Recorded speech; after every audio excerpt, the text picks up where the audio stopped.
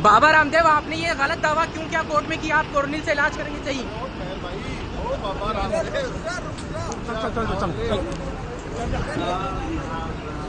रामदेव जी, आपने supreme court में झूठ क्यों बोला?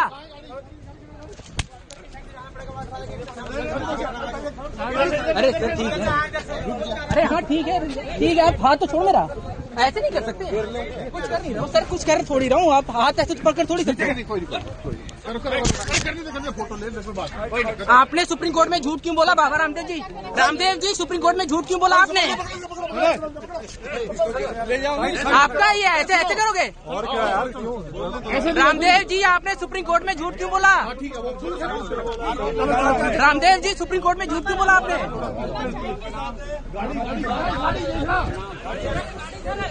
माफीनामे को अस्वीकार कर दिया सुप्रीम कोर्ट ने। सुप्रीम कोर्ट ने आपके माफीनामे को अस्वीकार कर दिया, क्या कहोगे? नमस्कार, द लीगल ऑब्जर्वर में आपका स्वागत है।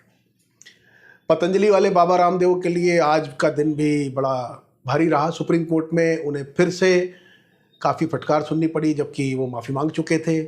केंद्र सरकार को भी सुप्रीम कोर्ट ने आज काफ़ी फटकार लगाई। जस्टिस अमानुल्लाह और जस्टिस हिमा कोहली की जो अदालत थी भ्रामक विज्ञापन मामले में, जिसमें सुप्रीम कोर्ट ने पतंजलि के एमडी बालकृष्ण और स्वामी रामदेव, योगा टीचर रामदेव, जैसा कि मेरे सीनियर विनोद दुआ उन्हें कहा करते थे, योगा टीचर रामदेव जी को, उनको पेश होने के लिए कहा था। पेश हुए दोनों, रामदेव जी भी और बालकृष्ण जी भी। और क्या कोर्ट ने उनको सुनाया है, पाखंडी, झूठी गवाही देने वाला, यानी झूठे तथ्य पेश करने वाला, और देश की सेवा के नाम पर आप कोई सहानुभूति मत लीजिए, ये तमाम चीज़ें उन्होंने कही। कोर्ट ने, सुप्रीम कोर्ट ने 10 अप्रैल को दोबारा बाबा रामदेव को पेश होने के लिए कहा है। तो अभी मामला आसान नहीं है रामदेव जी के लिए, माफ़ी से मुक्ति नहीं मिलेगी बाबा जी। मतलब एक चीज़ समझ नहीं आई, मैं पूरी खबर आपको भी आगे सुनाऊंगा।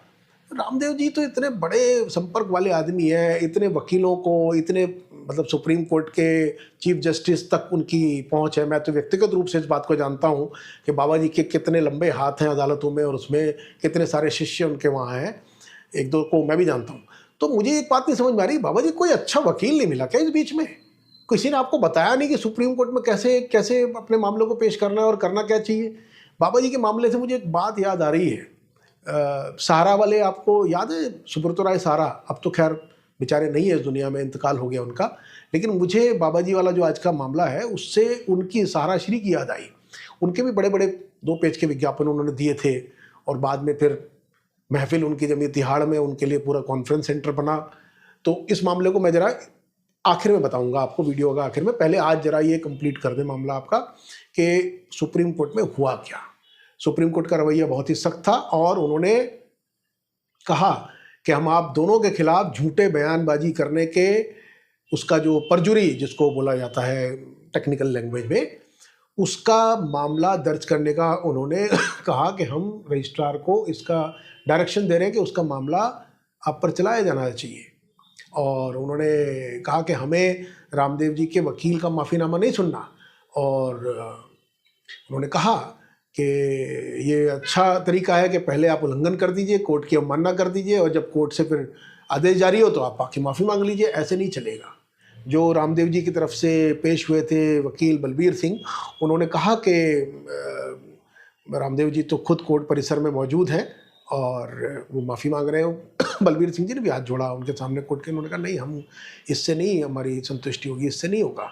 और कोर्ट ने बोल दिया कि इसमें तो प्रॉपर एफिडेविट ही नहीं है। तो जब कोर्ट की फटकार सुनी तो रामदेव जी और बालकृष्ण जी जो कोर्ट परिसर में मौजूद थे वो पहुंच गए, कोर्ट के सामने ही पहुंच गए, और वहां उन्होंने खुद साक्षात बिना शर्त माफ़ी मांगी, जैसा प्रत्यक्षदर्शी बताते हैं जो आई विटनेस वहाँ सुनवाई के दौरान मौजूद थे, कि हाथ जोड़ के। लेकिन अमानुल्लाह जी ने उनको बता दिया कि भैया आपको सुप्रीम कोर्ट ही देश की हर अदालत की आपको इज्जत करनी चाहिए। आपने लगातार जानबूझ के कोर्ट के सारे आप आदेश का उल्लंघन करते रहे। कोर्ट आपको कह रहा है कि आप एफिडेविट जमा करिए, कोर्ट आपको कह रहा है कि आप ऐसे विज्ञापन बिल्कुल जारी मत कीजिए, आप अगले दिन जाके प्रेस कॉन्फ्रेंस कर रहे हैं। प्रेस कॉन्फ्रेंस में बाबा जी ने तो बड़ी मतलब ऐसी बातें कही थी एक बार आप वो क्लिप छोटी सी सुन लीजिए।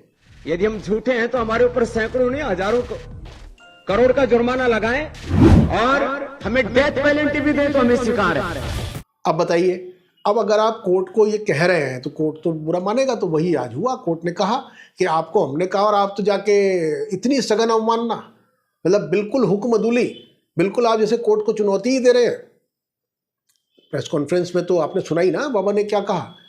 तो उन्होंने कहा कि कानून के तो ये खिलाफ था, जो एक्ट है जो पिछली बार अपने अनकंडीशनल माफ़ीनामे में और उसके साथ जो जमा किया था उसमें बालकृष्ण जी ने कहा था कि जी ये जो कानून है ये बड़ा पुराना कानून है 1940 के टाइम से, उसको भी कोर्ट ने खारिज कर दिया उनकी उसकी दलील को।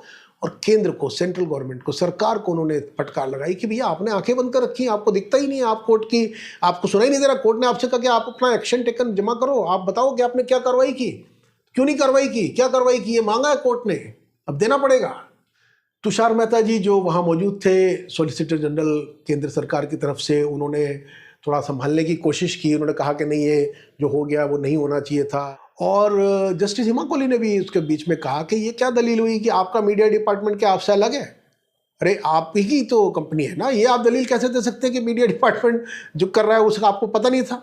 तो ये दलील भी उनकी नहीं चल पाई। प्रेस कॉन्फ्रेंस और विज्ञापनों के बारे में उन्होंने जो एक बात कहने की कोशिश की कि साहब जो एडवर्टीजमेंट थे वो हमारे मीडिया जो डिपार्टमेंट था वो उन्हें मालूम नहीं था कि नवंबर 2023 में सुप्रीम कोर्ट ने क्या डायरेक्शन इशू की है, तो मीडिया डिपार्टमेंट ने असल में जारी कर दिए थे। तो इस दलील को हिमा कोहली जी ने तुरंत सिरे से खारिज कर दिया। जस्टिस अमानुल्लाह जी ने तुषार मेहता जी को कहा कि mister Mehta please assist us in the matter of contempt of the court and परजुरी। हम रजिस्ट्रार को बोल रहे हैं कि इनके ऊपर परजुरी का मामला दर्ज करें। पिछली बार आपने उनके वकील की तो उन्होंने ऐसी क्लास लगाई दोनों, हिमा कोहली जी ने और अमानुल्लाह जी ने, कि बस बताने योग्य नहीं है जो बातें उनके लिए कही गई। कोर्ट ने बोला कि आपके पास तो मुकुल रोहतगी जैसे लोग थे, तो उन्हें क्या नहीं पता है कि कैसे पेश आना चाहिए? क्या जवाब था इसका? कोई जवाब नहीं था। तो बाबा जी यही है हमारी तो आपके लिए कि भाई अच्छे वकील लीजिए, क्यों देश के सामने खिल्ली उड़ा रहे हैं? आपने अच्छा काम किया है, अदालत की तो बात माननी पड़ेगी। और असल में आम आदमी तो यही कहेगा ना, आप तो खुद ही कह रहे हैं कि देश के कानून को आप मानते हैं, आपने कहा ही है, बहुत मौक़ों पे कहा है।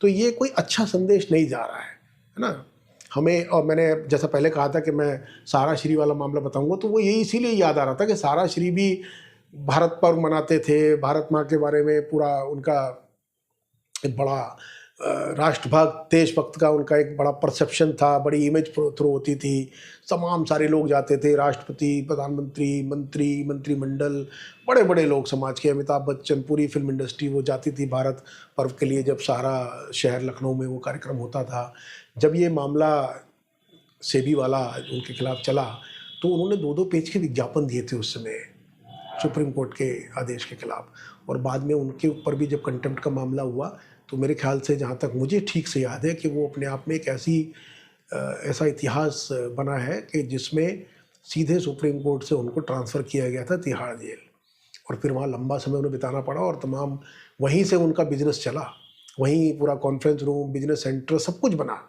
तो जैसा हमने पिछली वीडियो में आपको बताया था, ये मामला शुरू हुआ था कोविड के दौरान। रामदेव जी ने जो दवाई अपनी लॉन्च की थी ना, कोरोनिल, और भी एक उनकी दवाई थी, उसका नाम याद नहीं आ रहा मुझे, उसमें उन्होंने दावा किया था कि एलोपैथी से कोरोना का कोई इलाज नहीं हो सकता, सब आयुर्वेद के पास है।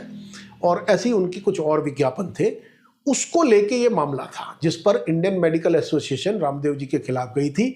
और अब आपको याद हो तो इंडिया टुडे की कॉन्क्लेव में और बाद में इंडिया टुडे की डिबेट में उस समय जो लेले साहब थे इंडियन मेडिकल एसोसिएशन के, उनके और रामदेव जी के बीच में बिल्कुल ऐसा ज़बरदस्त युद्ध चला था कि वो कई देशों में होता ना, 2 मुर्गों की लड़ाई और 2 उसकी बड़ी भयंकर सी लड़ाई होती, वैसा दृश्य एक बन गया था। अब रामदेव जी बड़े सम्मानित व्यक्ति हैं, लाखों करोड़ों उनके शिष्य हैं, सैकड़ों देशों में उनका कारोबार पहुंचा हुआ है, योगा को उन्होंने निश्चित रूप से एक ऊंचाई तक तो पहुंचाया ही है। हालांकि मुझे याद आता है उनसे पहले जब मैं बहुत छोटा था तो एक स्वामी हुआ करते थे, दूरदर्शन जिन्होंने उस जमाने का देखा उनको याद होगा, धीरेन्द्र ब्रह्मचारी, याद है? योगा का कार्यक्रम आता था उनका, वो भी इंदिरा जी के बड़े नज़दीक थे। एक बड़ा मशहूर स्टेटमेंट उनका हुआ था, I read the same newspaper that prime minister Yeats, काफ़ी कंट्रोवर्सी हुई थी। अपर्णा आश्रम, और बाद में छापे पड़े, उनके पास से जहाज वगैरह निकले, फिर काल कलवित हो गए धीरेन्द्र ब्रह्मचारी जी। बहरहाल वो तो पुराना वक्त था। रामदेव जी तो नए वक्त के सन्यासी हैं, और वो केवल और रामदेव जी केवल योगा और आयुर्वेद के नहीं, इस समय तो बहुत बड़े कारोबारी भी हैं। जिन्हें नहीं पता उन्हें बता दें, रुचि सोया का उन्होंने अधिग्रहण किया, अडानी के मुंह से निकाल के ले आए। अडानी ग्रुप रुचि सोया कंपनी को चाहता था एनसीएलटी से निकालना, लेकिन क्या बाबा जी का गजब गजब गजब निकाल रहा है बाबा जी वहाँ से। और अभी तो स्टॉक एक्सचेंज में भी अच्छा काम कर रहे हैं। मतलब अरबों खरबों की वैल्यूएशन पतंजलि ग्रुप की हो चुकी है। तो निश्चित रूप से ये बड़े सम्मान के साथ मैं कह रहा हूँ रामदेव जी के बारे में, तो उनकी उपलब्धियों पे तो किसी को कोई संदेह है ही नहीं। सभी लोग उनकी इज्जत करते हैं। पिछली बार कोर्ट की सुनवाई में खुद जस्टिस अमानुल्लाह साहब ने भी कहा, लेकिन आज जो उन्होंने बात कही वो सुप्रीम कोर्ट के तेवर, तो बाबा जी ने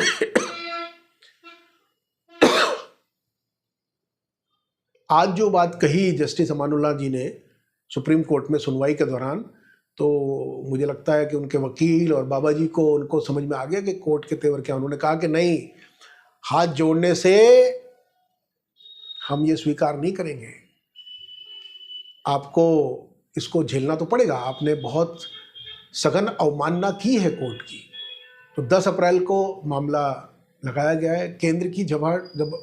केंद्र की सुप्रीम कोर्ट ने झाड़ लगाई कि भैया कोई कार्रवाई क्यों नहीं की, बताइए क्या कार्रवाई की। आयुष मंत्रालय को, केंद्र को उन्होंने कहा कि हमने कहा था, आप बताइए कार्रवाई की रिपोर्ट क्यों नहीं है। एफिडेविट मांगा था, अब एफिडेविट जो है जमा नहीं किया, तो कोर्ट ने उसमें कमियां निकाली कि इसमें रामदेव जी का एफिडेविट क्यों नहीं है।